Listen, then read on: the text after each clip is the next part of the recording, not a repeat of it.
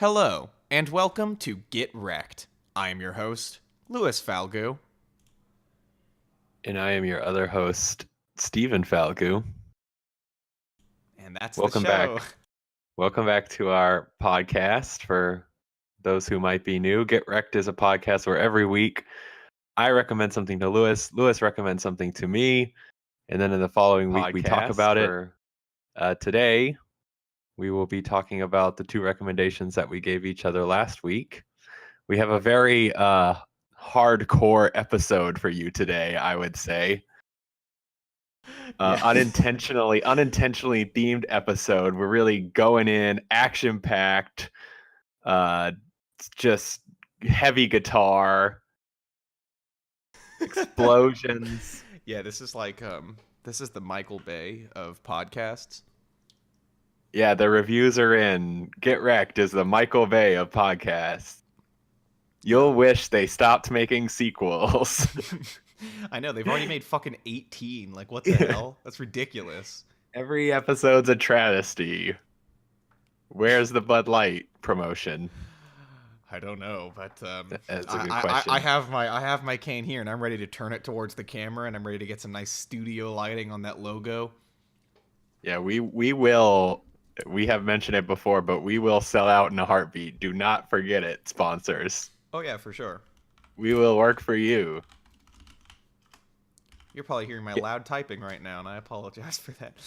Get Recc'd, sponsored by Transformers and Hasbro. Isn't there another Transformers coming out? Transformers 12. Get Recc'd. No, it's not another Transformers. It's that fucking spin-off with Bumblebee, and it's like a family film, it looks like. Oh, nice. Finally. Yeah, that's what we needed. That's what the series has been missing, the nice family values. Yeah, hit us up, Hasbro. We'll tone down the cursing and the swearing and the unfamily friendly content. You know, I'll take down the any discussion of your properties that we've had on this show, of which we've had at least one. Yeah, we'll only talk about Spider-Man and Elsa videos, so they're family. So we have a family-friendly podcast, a podcast you can put on YouTube Kids. Yes, and we're looking forward to all of your money. All right, so I think we can go on with the first thing, which I think we can begin with what I recommended to you, if that's all right. Yeah, let's do it. So I recommended to Steven the self-titled album by heavy metal band Avenged Sevenfold. Because it's a self-titled album, you can probably piece together that the album's called Avenged Sevenfold. And I'll let Steven talk before I start laughing. Laughing because of the quality content that Avenged Sevenfold delivered in this album.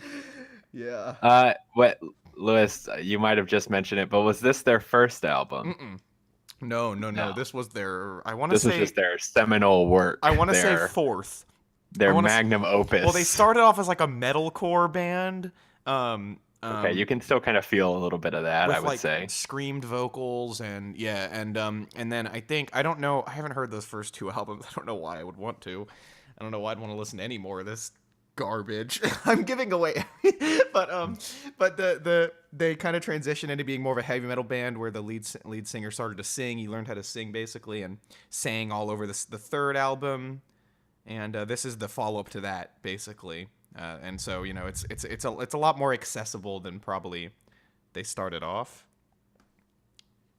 Okay, yeah, this album feels to me like it's getting in that territory of like Rage Against the Machine, like some very accessible screamcore, you know. All right. Or like some heavier rock. Steven, I have to stop you right there because did you just compare Avenged Sevenfold to Rage Against the Machine?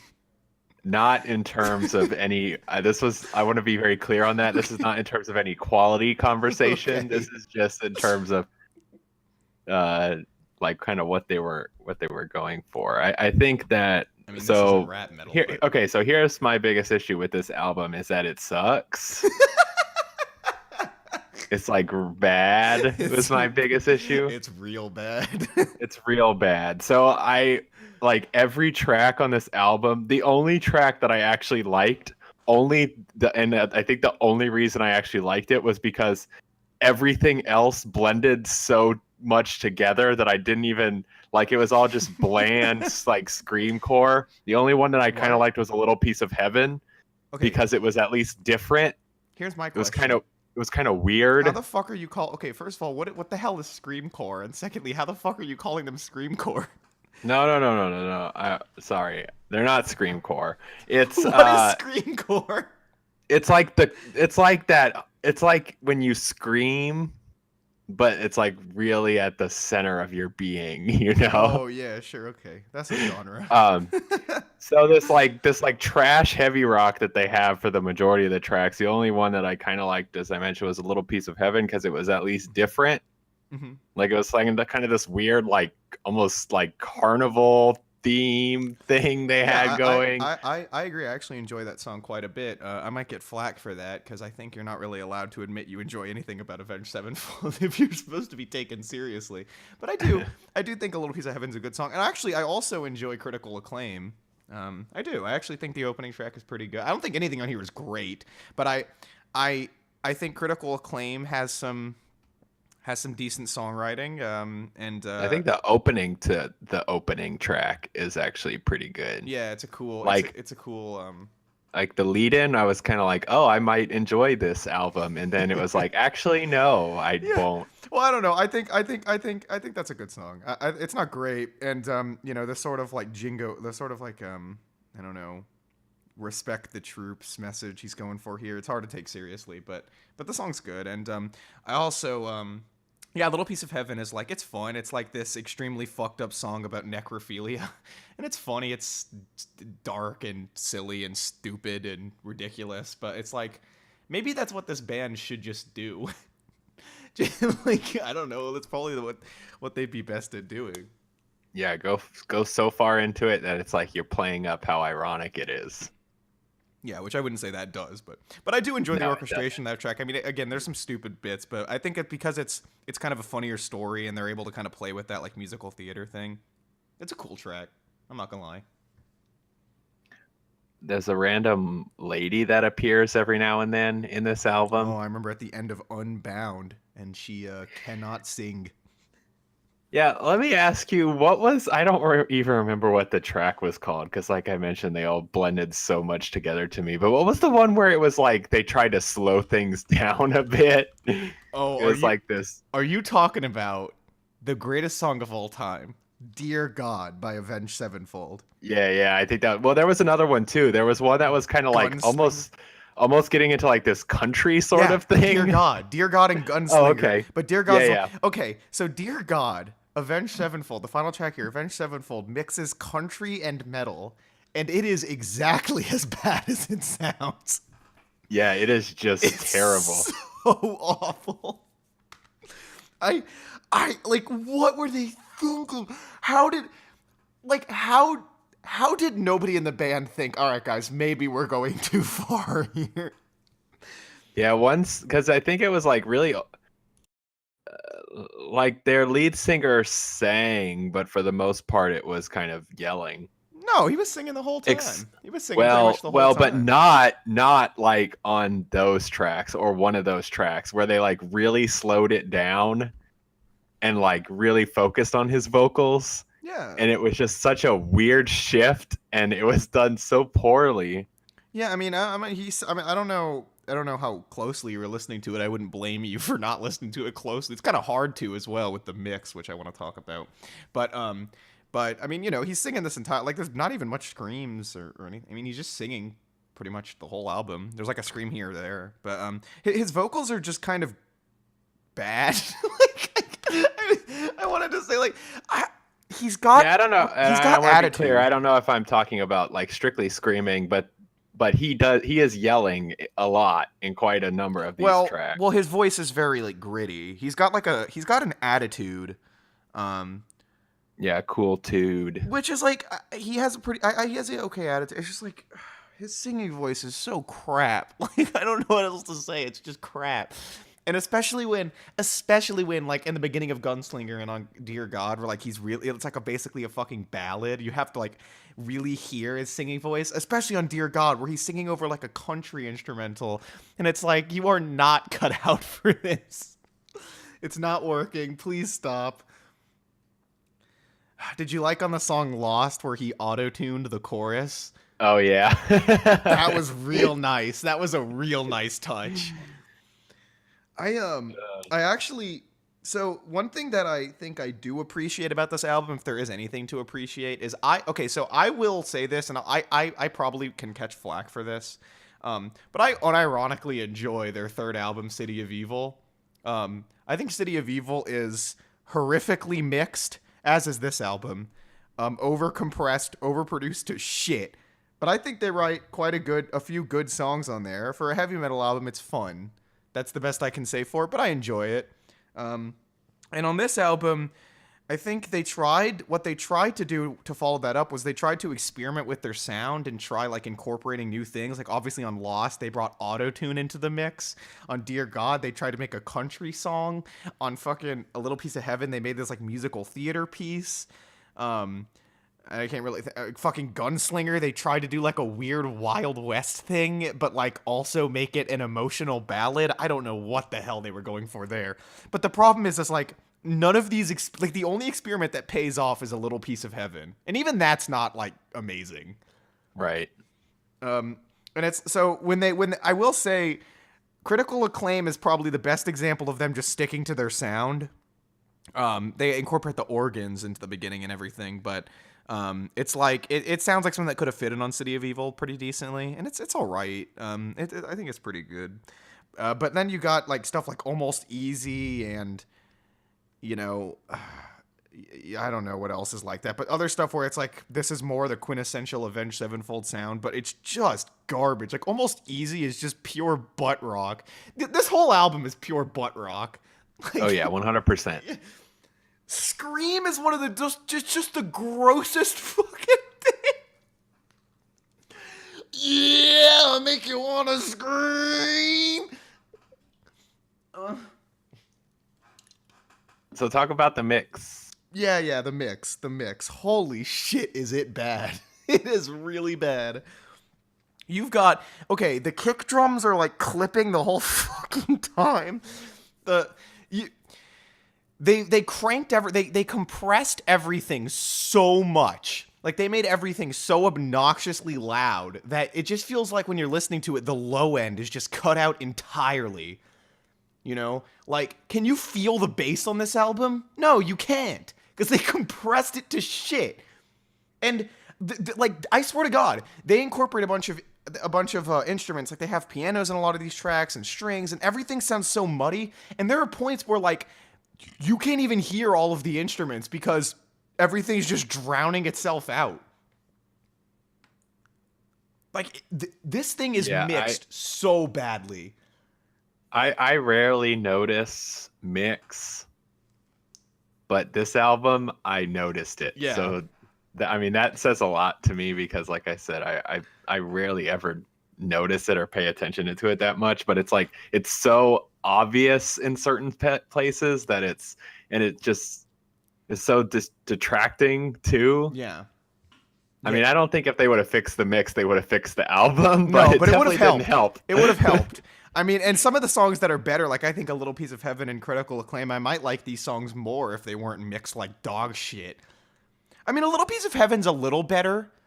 Like, they mix the guitars and the strings and everything is like audible. Which I can't believe I'm praising it for all of the instruments being audible. For being audible. Yeah, but it's like that should be a baseline requirement to music, I think.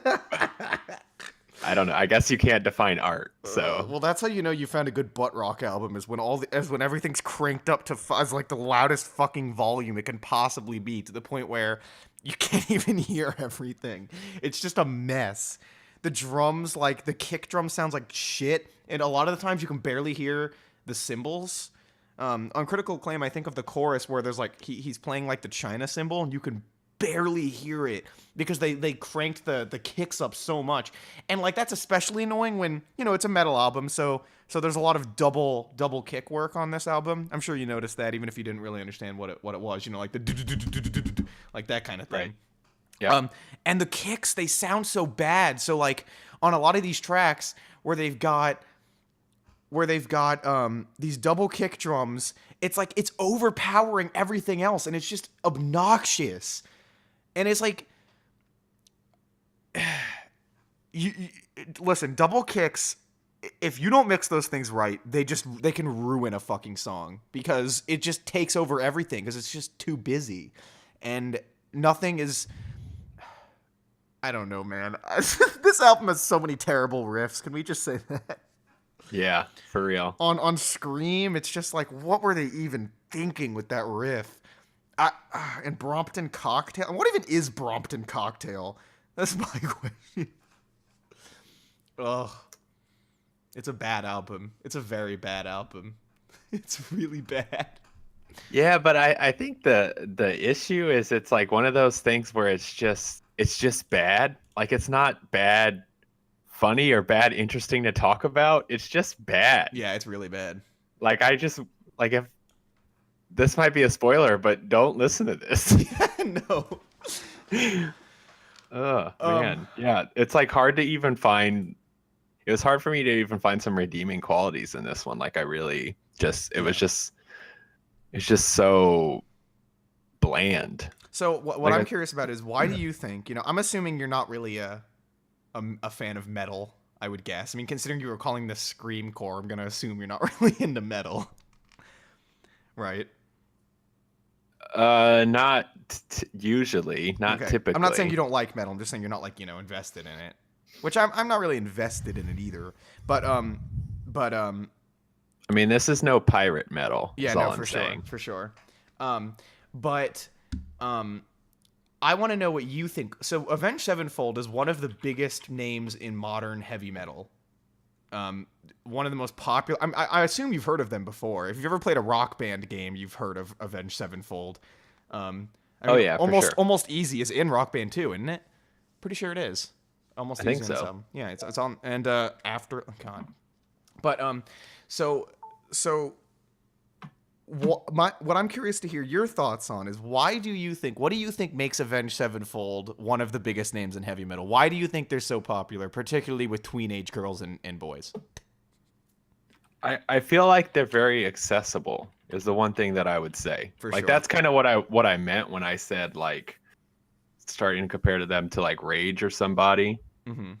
Not in their quality, but just like it's like accessible metal. Yeah. You know, like it's not anything that's like, oh man, this is like really hard or really heavy. Yeah, it or just like kind of is. Or like extreme. There's nothing extreme about this. Yeah. Plus, I'm looking at a picture of them and they look like douchebags, and that's like what the tweens are into. Yeah, for sure. Although one guy kind of looks like just like an office worker. It's like 4 douchebags and one guy who's like, why am I even here? Yeah, for sure. You know, I think you're definitely right. They're a very accessible band for metal. And yeah, there's nothing extreme about their sound. And for whatever reason, I don't know what it is, but something about these extremely overproduced and overcompressed rock albums and rock bands is like commercially viable. I honestly I would say, don't understand and the other that. thing is, it's like, and I don't know how big of a factor this is, honestly, but like look at the album art, like that to me sums up like tween metal. You know, like that's something that I could see like tweens being like, yeah, this is cool. Yeah, I mean, again, this is like the video game Fortnite. I'm a tween. We know what the kids are into here on Get Recc'd.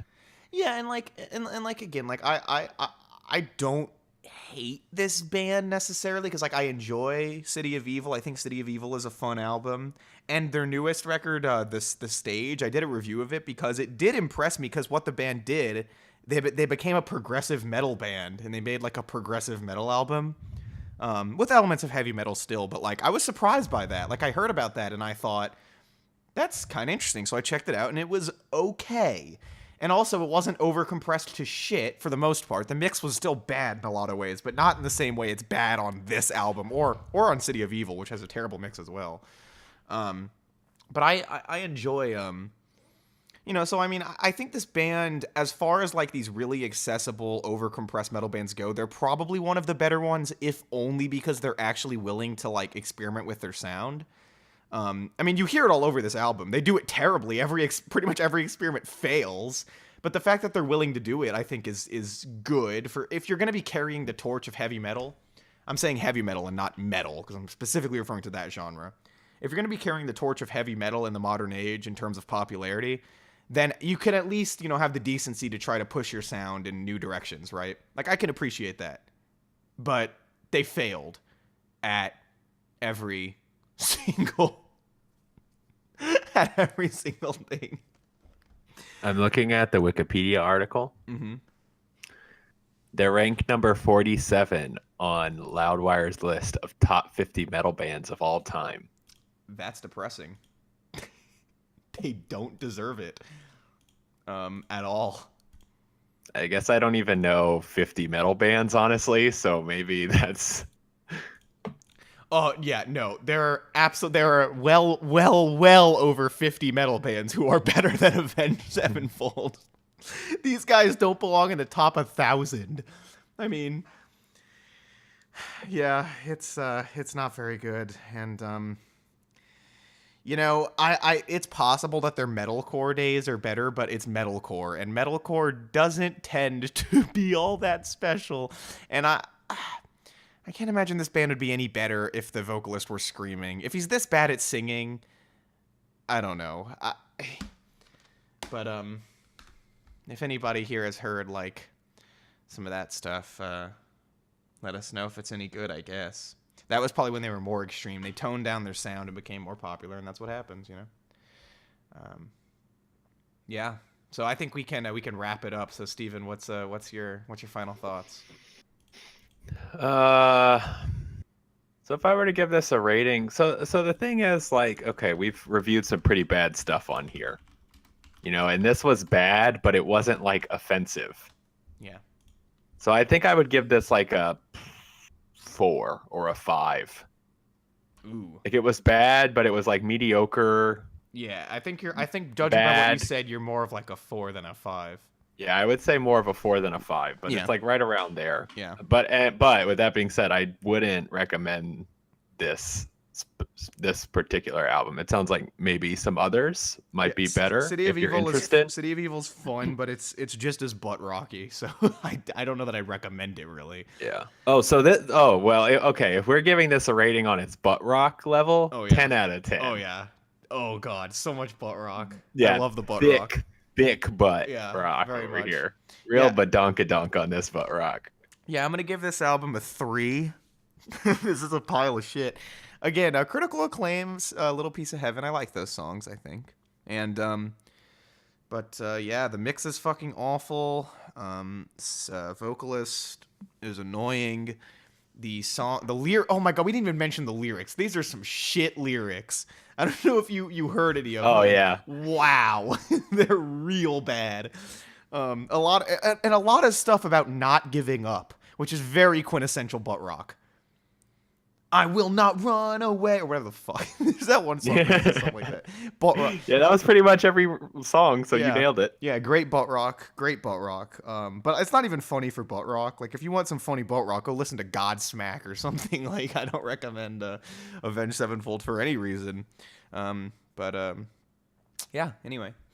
I think we will move on to what Steven recommended to me. So, Steven, why don't you go ahead and explain this? Okay, so I recommended to you the film Die Hard. Maybe this is a spoiler alert. Bruce Willis classic, Die Hard. Oh yeah. So Lewis, what do you think? So we'll start with some non-spoiler talk. So just general thoughts. So this is a film I've seen before. And I think everyone knows this at this point, but this is like one of the best straight action films of all time. Oh right? yeah, for Like sure. not mixing that in I with want any other genres really, just like a straight up action film. Like this is one of the best. one of the greatest Christmas movies of all time. Yeah, for sure. Um, I let's see, what can I say without spoilers? So one thing that this film doesn't, I mean, the setting, the setting for this film is genius. Like it's so brilliant because so the movie's set in the skyscraper. It's not really a spoiler. You see it on the poster.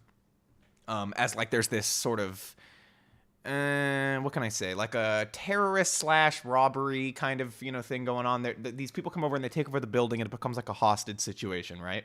Bruce Willis has to fucking save the day. Is essentially what we got here. And what that sounds like is that you're gonna get some hokey, stupid shit. But amazingly, this film manages to both be fun and tense at the same time. This film never feels hokey or like corny or like a lot of action films, especially of this era, with all the one-liners and stuff. And there are a few in this movie, but they don't feel hokey. But having it set in the skyscraper basically means that it makes it feel that every single moment is a tense, vulnerable moment, even when nothing's really going on, because everybody you just feel so trapped in the setting here. Yeah, you're constantly enclosed, and I think the other thing that's so brilliant about setting it in one specific location like this is you kind of, as a viewer, learn the layout and the function of each of the rooms and where they are in relation to each other and how he has to climb or descend at any point in time. And the other thing, you see it pre and post event. Yeah. So you understand what these locations look like before everything goes down, and then how he has to traverse through them when everything goes down, which I think is also that isn't the really film that I great thing. really appreciated on my viewing that I had of this podcast was this film it establishes everything so expertly and seamlessly you wouldn't even notice that it's doing it. Like the way it establishes the characters, the way it establishes the setting, it is so perfect. It's like it doesn't waste any time on that, and you don't even feel like it's doing it. But the way that the camera shows the building's layout and when he first shows up, it makes it so that every other scene you see those rooms and you know where they are in relation to the other characters, so you feel that threat. You never feel lost, I feel like. And just on the whole, it's like, yeah, I mean, I think that's one of the most impressive things that the movie does is just its ability to establish everything in like only 20 minutes, and it just gets right into it from there. It's like this movie doesn't waste a second of your time. Yeah, it really gets straight to the point. Yeah. Well, yeah, and you don't have to Which have is that amazing. scene of the villains like plotting what they're gonna do or anything. They just fucking show up and it's in. That's it.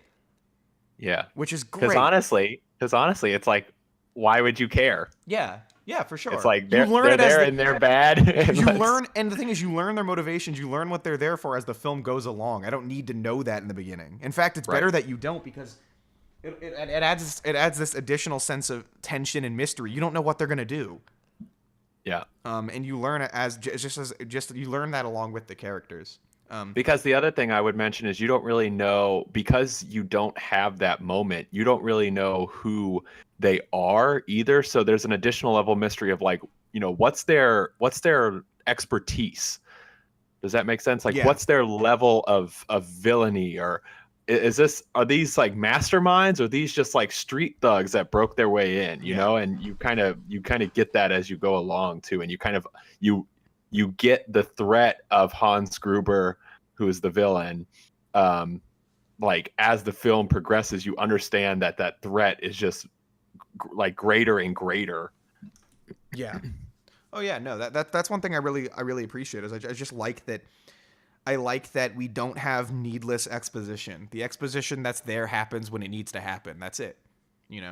And it happens cleverly too, I think. So what do you think about maybe the only one of the main criticisms that I've seen out there sometimes is the comic relief characters. Uh-huh. How do you feel about the comic relief characters? Well, who are we referring to as a comic relief character? Because, I mean, I didn't really feel that there were... I mean, there were people who said funny things, but, like, was there really anybody there who was just jokey the whole... So there's his driver. Oh, his driver. That's the one thing. Okay. That's the only... And then the other one I would maybe say a little bit is Al. The police officer? Is that who that Yeah, is? I don't feel like he I don't think personally so. is, No, but he's not. I've seen some people refer to him as such, but definitely his driver. He said his driver is, his driver is, you know, his driver does feel like a bit of a third wheel, you know. I do feel that, like, yeah, I don't know. The one thing about the driver is, like, he doesn't show up that often. And again, I don't feel like he's hokey. Right. Do you know what I mean? Because you can there are definitely 80s action films that have comic relief that are so overplayed and overstated. He's barely in it. Like, yeah. So, how much more can we talk non-spoilers before? Because it's always easier to put the tag up, but I'm trying to bide some time. Or do we want to get into that? Yeah, I think we can. Okay, let's put spoilers up. Now, just to be clear, I don't know that everything we're going to say from this point on is a spoiler, but now we're not going to filter ourselves. So that's all that means. And if you haven't seen Die Hard at this point, I don't know how, but well, yeah. Anyway, just in case. But yeah, no, you always got to be careful with that. So let's see. I don't even know if I'm planning to say anything that's a direct spoiler, but yeah, I'm not gonna. What I think. Let's see. What did I? So what would be the biggest spoiler of Die Hard? Let's get it out the way. He wins, I guess. John McClane wins. Well, I mean, there's a lot of sort of plots. Yeah. So I mean, there's the yeah, he wins. That's a spoiler. But also, like, they they blow up the roof. The hostage situation. It appears that they were just planning to kill all the hostages. They were not terrorists. They were robbers the whole time. That's all they wanted. They kill the skyscraper owner. There you go. All the spoilers are out of the way, basically. Yeah. But if we're gonna get into spoilers, I want to say, so I want to get into some specific scenes. Yeah, let's go for it. Some scenes that, like, I think are just incredible. So let's start with, since we've already gotten the spoilers tag up and we spoiled that he wins, I want to talk about the final scene in the tower. Oh, it's so good. It's just incredible. It's so good. So Hans Gruber, John McClane has nothing on Hans Gruber. It looks like Hans Gruber has win, but John McClane has a gun taped to his back. Yeah. In the turn of events, John McClane comes out on top and kicks Hans Gruber. Hans Gruber falls off the tower. I don't remember if he explicitly kicks him, but he grabs he grabs Holly, John's wife. His wife. And they have to. Yeah, it's so good. This entire the actual moment where he falls down the thing, and, like, you see that expression on his face, it's just the most satisfying fucking thing. Alan Rickman, right? He's in this. Yeah, Alan Rickman. Alan Rickman is Hans Gruber. Mm-hmm. God, the expression when he falls, because it's like in front of a green screen or something, but it just feels so real. Yeah. Alan, just in general, both Bruce Willis and Alan Rickman's performance in this movie, because really they are the main characters. Mm-hmm. Honestly, I mean, Holly's in it. Holly's a large portion of this. At the end of the day, this is a hero comes in to save the damsel in distress story in a way. A little bit, yeah. A little bit.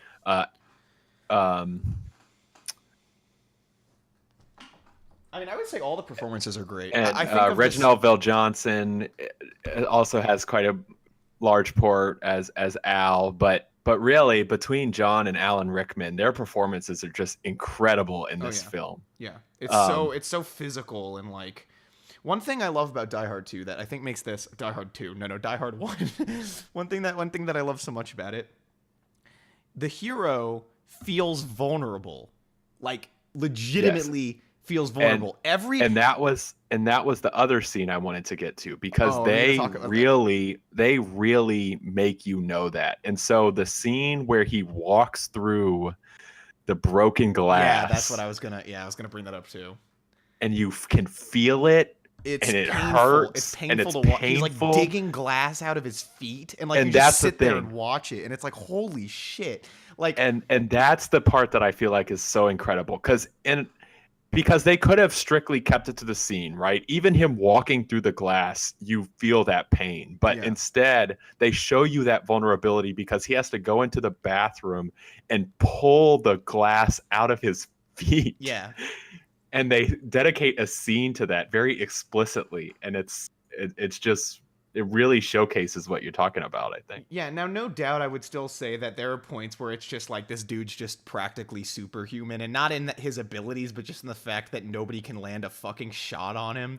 And that's still a problem in this film, as it is in practically all movies like this. But I really appreciate that they allowed you to feel a genuine threat, right? Like when he's fighting a dude in like a room, you know, because in real life, you're fighting a dude and you're like bumping into walls and shit. Every hit you take on, it's not just the dude's punches. It's, you know, getting slammed into a wall, getting hit against whatever. It's like, that's going to also do a fucking number on you. Everything he fucking hits, it's like there's, by the end of the film, he's got cuts all over him. He's bloody all over.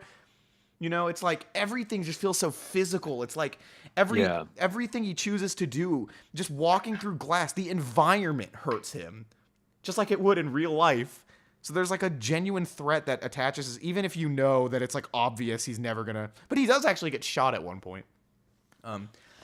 So I'm actually glad this is a little bit so related. Yeah, it's like so physical and so visceral. This is like kind of out there. But one of the things, so this, I feel like, especially in this realm of action movie, that was sort of unheard of. Right? I mean, they were literally superhuman. Oh, yeah. Like, think about Rambo and any Arnold Schwarzenegger character. To my understanding, too, as Die Hard the series went on, that's what happened to him as well. Oh, yeah, absolutely. Once you get into that, especially that most recent one. No, the one before the most recent one. He was just like a monster. Like, it was not, he was untouchable. So this is just, like, I feel like this is one of the places where you really start to feel that. And I think it's very similar to me. So I don't think this is a spoiler for the Daredevil show, but the Netflix Daredevil show, there's a scene where Daredevil's fighting a whole bunch of people in a hallway, and you feel every punch. It's so visceral, like they get out of breath and winded. And Die Hard, I think, has set that up and set a precedence for that, where an action hero doesn't have to be a superhero. An action hero can just be a guy. Yeah. Now, like you mentioned, John McClane is still like, there's no way, honestly, like that many people and one guy would be able to do this. Yeah, and also, like, you know, hanging off of the strap of a small, like, submachine gun in an elevator shaft, and the gun just happens to, like, the strap doesn't break off the gun in the amount of time he needs it not to, and then when it does, he falls down like 3 stories and still manages to catch a ledge. Bullshit. Yeah, so it still happens. You have to have more luck than anything to be an action hero. Yeah, no doubt. But it's not like his physical ability is unheard of, and it's like, and it's not like he can just take anything you throw at him. That's the thing. And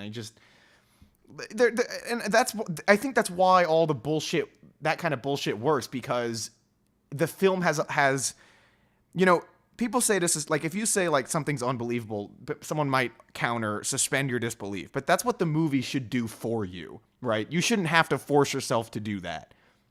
And Die Hard, this film does that for you. It allows you to do that because it shows you vulnerability. So you're like, okay, I know that he can get hurt. When he does the more ridiculous stuff, it's like, wow, he just barely made it, as opposed to, how the fuck did he do that? Yeah. Which is why that's so genius. And again, that's why scenes like where he's pulling out the glass, even a lot of the setup that happens before everything goes down, and when he has to start, because if I'm remembering correctly, it was just like by circumstance that he was not caught as a hostage, right? He was in the bathroom or something. Yeah. He So he it's he like a lot managed to of get away out of an office, yeah, and yeah, it's like all through circumstance. So a lot of those things allow you to kind of believe the unbelievable portions. And so another thing I want to go back to real quick, you mentioned the environment. So I talked about John McClane and Hans Gruber as two of the main characters. I think, and we touched on it a little before we put the spoilers tag up, but I think the third main character of this film is the plaza itself. yeah, basically. Like the skyscraper is just such an iconic environment, both inside and outside, and they just that you really feel it both in like how you understand it before everything goes down and then how you understand it when the events are transpiring. Yeah, and a lot of the film is dedicated to showing how the villains are manipulating the tower to do what they're trying to do. That's like a large focus of the movie. Yeah, for sure. Some other scenes I wanted to mention as well. There's the scene when they kill, I don't remember his name, but the owner of the building. The scene where they try to get the code from him, is like just is just so tense. It's so good. It's so well done. You know, and that's when John McClane witnesses that these villains are like they're not just here for talk, because they shoot they fucking kill him, and he sees them kill him. You know, and like that guy's performance too, I was like, was really striking. I was like, wow, he really seems like he knows he's about to die. That entire time he's like trying not to give up the code, you know, or like he's claiming he doesn't know it. But like that actor he has this expression where it's like he's trying to appear stoic, but you can tell he's breaking down internally, you know? Yeah. I love every performance is so great in this film. I love maybe the hokiest bit of the film, like the dumbest thing, is still one of the coolest things that happens, and that's when, you know, McClane puts the body in the elevator and writes, "I have a machine gun, ho ho ho," and blood on his shirt, and sends it to. It's like, okay, that's kind of dumb, but God, that was fucking awesome. Yeah. That was awesome. I give it that. I'll give it that one.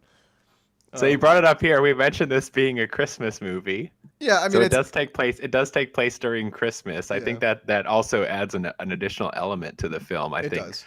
you know, because there's I mean, it's kind of. I don't think it's intentional. Well, I think it is intentional, but it's not the portion of the movie. But it is a Christmas miracle, right? I mean, Yeah. And they kind of celebrate at the end, and it's a Christmas party. That's how the whole thing gets set up, and Yeah. yeah, so that's just another portion of this. One thing I really enjoyed is there are some subplots throughout the film, and the way that they all connect is great. Like, I love the sort of news subplot that ends up revealing who John is, you know, like the ways in which they find out who John is and that his wife is Holly, so that they can, you know, kidnap her as like a hostage so he doesn't fuck things up anymore. But like the way that everything it just goes through in such a gripping way. You know, I don't feel like any of these extra plots are boring or they feel tacked on. Everything ties together in just a really great way. Yeah, I mean, I adore this movie. That's another word. Like, I just feel like this is one of the most gripping action films too. Because like I said, it's like, it doesn't matter whether there's action on screen or not. You are like on the edge of your seat the whole time. And I think it's just because it takes place in a skyscraper. Yeah. And yeah, I agree. I think that it's just it is just so gripping, right? And you mentioned it. It doesn't waste really a second. There's maybe one or two odd scenes that are, you know, stuff with the limousine driver or whatever. But even those I enjoy. It's like there's no fat here. Okay. It's just action. I wanted to bring up tension. So I had this movie, you know, I have a few counts around it. I had this movie as a 10 before I watched it this time, and I bumped it down when I watched it again. And the reason I did that, I was enthralled by this film pretty much. I mean, the opening wasn't the best, but I was enthralled. I was like, I think I'm going to keep this movie where I have it. And then at the very end, one of the most appallingly stupid and nonsensical fucking things happens that like genuinely killed the ending of this movie for me. Do you know what I'm talking about, or do I have to say it? No, I'm not sure what. So the policeman Al has this arc. He came from the streets and he shot a kid, and he's like, I can't shoot anybody anymore.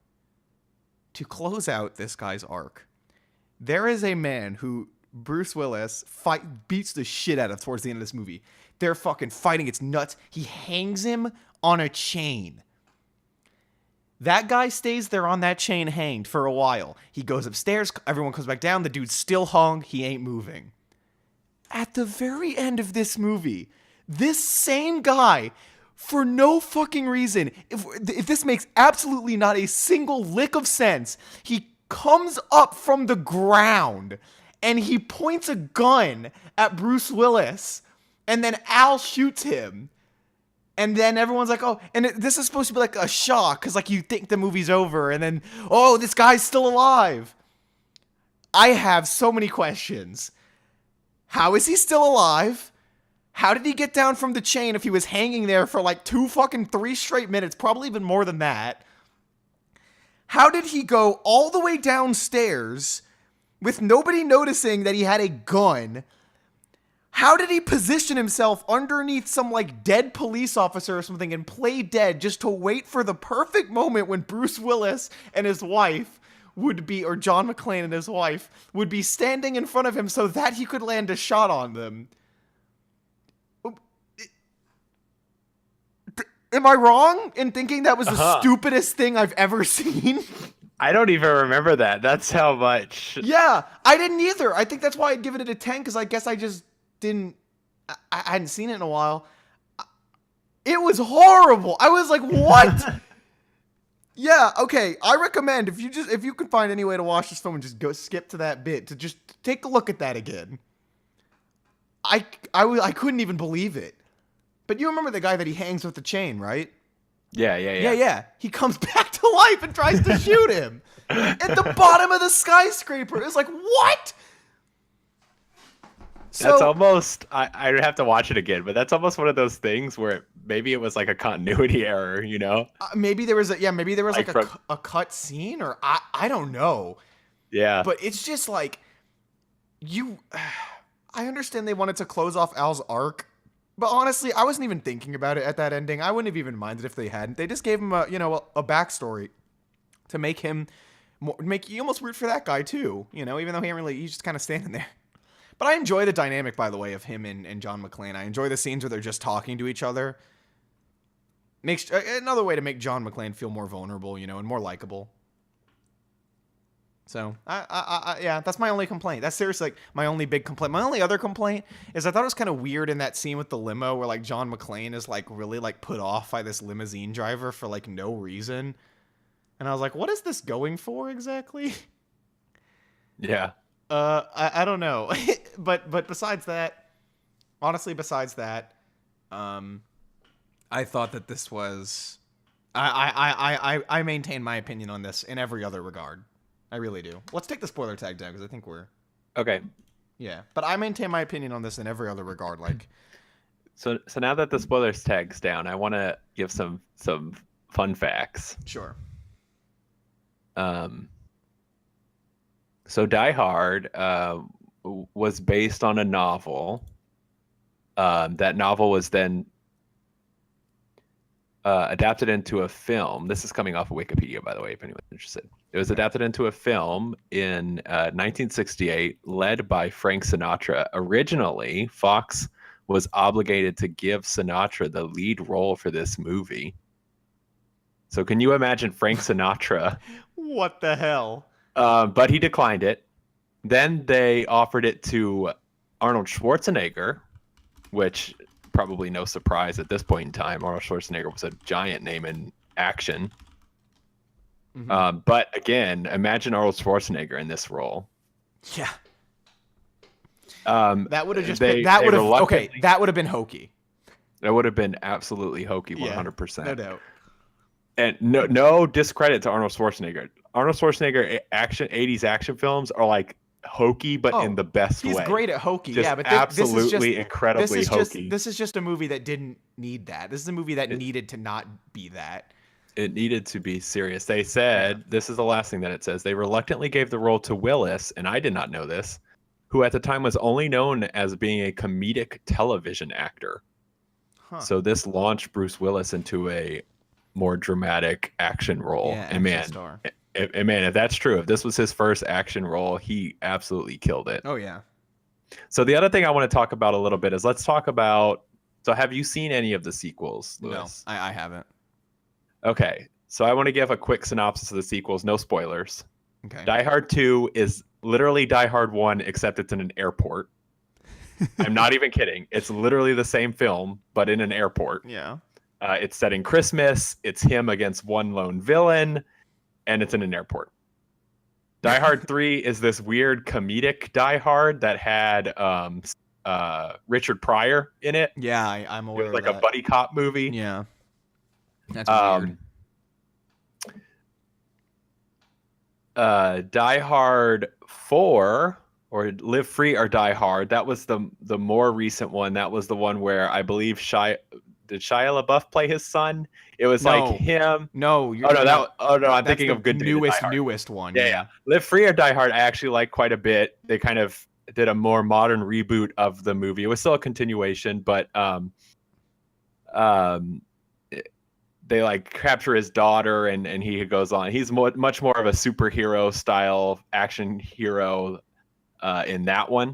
Mm-hmm. But I actually like that one quite a bit. And then the most recent one, yeah, he had a son. And I've heard it was like abysmal. Like it got horrible reviews. Yeah, I don't actually think it was Shia LaBeouf. Shia LaBeouf was Indiana Jones. Yeah. But yeah, I think at that point it kind of ended it. Although apparently, I'm looking at Wikipedia. Apparently, there is just a movie called McClane that's in production. Great. This isn't. See, the thing is, this isn't the kind of movie that. Says Die Hard Year 1. This isn't the kind of movie that warrants a sequel. That's what's weird to me that this got sequels. Like this is. If you put this guy in any other situation like this ever again, you're never going to be able to believe it. Like, this is already an insane enough situation as it is. Like, this is never going to happen to this guy again. That's why Die Hard 2, I think, was so obnoxious, because I really do mean, like, it is the same movie. Yeah. And you just... It's like, you can't believe that it would happen to him again. Yeah. You know? I mean... For sure. But that's kind of what turns me off. So I think, are we ready to wrap it up? Because I feel like I am. Yeah. All right. So Die Hard. Obviously, it's a classic. It's one of the greatest action films of all time. And I said straight action, as in like I don't really think it mixes with any other genre. Like it's just an action film, you know. And it's definitely up there. Gripping, tense, like extremely entertaining. It's fun. There's still some one-liners here or there, but it never feels hokey. You never feel like this guy isn't actually in danger. And you know, the setting is great. It's just, this is a great film. It's such a great movie. You got to watch it. I definitely recommend it if you haven't seen it, which, you know, most people have, but if you haven't, get on that. And I'm going to give it a 9.5 out of 10. That's what I'm going to give it. Cause I got to subtract that one little 0.5 for that one thing I mentioned, which was so dumb. I couldn't even believe it. But literally everything else, or basically everything else is so top notch. Like I can't say it harmed the movie too much. So I didn't say this at the top, but Die Hard is my favorite film of all time. Oh, really? I absolutely adore this movie. And you didn't remember that one bit I mentioned? But I did not. I love it so much that I forget anything that's bad. So I did. Oh yeah, yeah. No, I everything about this film just I love. I'm a huge action movie fan in general, but this really, I would put this as the greatest action film of all time as well. I think that it's just. No, hold on. I didn't say that. You just put that on me. I didn't say it was the best. No. As well as in, it's my favorite movie, and I think it's also the greatest action movie. I see. Not you. Okay, I see. Not compared to you. Yes. It also spawned a Christmas book, which came out a couple of years ago or like last year, which I think is hilarious. A Die Hard Christmas. It's a holiday classic for you and the kids to read at home. I think everyone should watch this movie on Christmas Day with their family. Get grandma by the fireside and put on Die Hard. Yeah. Santa Claus is coming to town. Yeah. So it's a fun time for everyone. So 10 out of 10 for me. Wow. Okay. I can't argue with that too much. Because again, that's where I had the movie for a while, so I don't blame you for that. All right. So I have a recommendation for you, Steven, believe it or not. I know, it's shocking. But I do have to recommend something to you. And Steven, my recommendation to you is a video game. He's wrecking a video game, but he never does that. That's right, I don't. Don't expect me to do It's it. not a music album? Yeah. Oh, yeah. We'll get back to those soon. But we need to take a little bit of a break. You know, you heard some nice butt rock. Anyway, my recommendation is for an indefinite amount of time. As much time... I'm trying to think of how to structure this recommendation. Okay, so I want you to play the video game Amnesia: The Dark Descent. And I'm trying to think... For the rest of my life? For the rest of your life. No, I'm trying to think of how to... I'm stuck in this hell. Release me from my prison. I'm stuck in a 2011 PewDiePie video. I can't... Yeah, what am I... I'm trying to think of how to structure it. So what I mean by indefinite is I don't know how long I would want you to play the game for, considering it's not like an arcade-style game, and generally we have to kind of stick to that because you can say, you know, you can... But I would say play... I feel like you could probably know when you've played enough of the game. Like, if you play through from the beginning to I think you'll probably know, but I would suggest you play quite a bit of it because there's... Does the game end? Oh, yeah, it has an end. I mean, but can you play to the end when you don't... Like, I don't know that you could... If you want to go for that, go for it. I mean, if you could actually finish the game, that'd be even better. But you know, I'm not asking you to do that. I'm just asking you to play for, you know, for enough time where you're like, okay, I know what's going on. I kind of get it. You'll have to play quite a bit of the game. So just as much as you can kind of reasonably get through, I feel like should be fair. But it does end. So if you want to play to the end, by all means, you probably could finish it. And I know that's kind of a bit of a vague rec, but that's the best I can do without, like, because I don't know exactly. Ooh. I am recommending to you. We have a very scientific method on how we generate our recommendations here at Get Recc'd. Mm-hmm, and definitely. Today, before we started, I asked Lewis to pick between 1 or 2. Lewis picked 2. So I am recommending to you Ariana Grande's My Everything 2014 album, her second album, hence the number 2. Wow, that's this I would say it got a lot of radio time. This album generated a lot of singles. So there's probably quite a few tracks on here that you will recognize. I literally don't think I've ever heard a single Ariana Grande song. I don't think I've heard a single one. As you go through this, I think you might okay. you might know 1 or 2. Maybe. She was originally a Nickelodeon star, and then I think even while she was still on her Nickelodeon show, she released her first album. Now she's become more of a pop star than anything else. So yeah, that's my recommendation. Okay. Well, join us for next episode where we've got Amnesia: The Dark Descent and Ariana Grande. A very good juxtaposition. Yeah, so it's a horror theme. So it's a horror theme in general. I'm glad we both thought of that joke at the same time. That's very nice. Yep. Truly our best joke yet. I don't think. Yeah, put that one down in the history books, everyone. I mean, whoever's keeping up the fan wiki, make sure you write that one down. Yeah, somehow we managed to tell a joke better than the jokes we tell in the first 2 minutes. I don't know how we managed that. Yeah, thanks for watching, everybody. Do we have anything to say? I mean, I don't really think I have anything. We don't know what we're doing for episode 20 yet, so I don't think we have any announcements. No, I think that's it. All right, everybody. Well, those were our thoughts. Those were our recommendations. Get wrecked.